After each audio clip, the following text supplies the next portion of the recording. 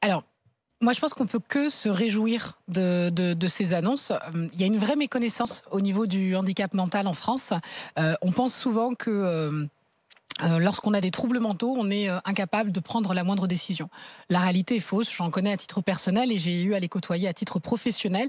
Les handicapés, notamment dans les centres, ont une vie sentimentale et on peut leur laisser le choix de décider de s'unir et de se désunir.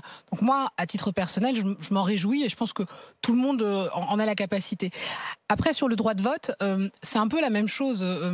Il faut voir combien de personnes ça concerne. Aujourd'hui, c'est 310 000 personnes en France à qui on a privé de droit de vote. Donc c'est un juge qui en prend la décision. Elle n'est pas systématique, elle est prise très souvent lors de la mise sous tutelle.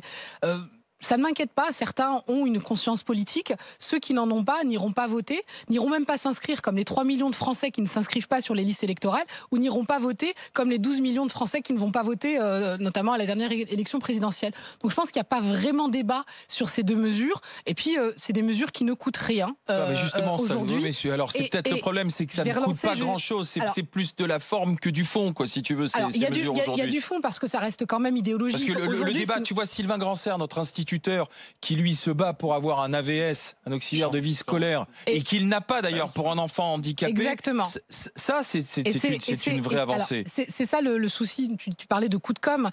Ces mesures, elles sont bonnes, elles vont dans le bon sens, mais elles ne doivent pas occulter les vrais problèmes liés. Moi, j'ai l'impression qu'on s'achète peut-être une bonne conscience à peu de frais, quoi, si tu veux. Je ne pense pas qu'on s'achète une bonne conscience.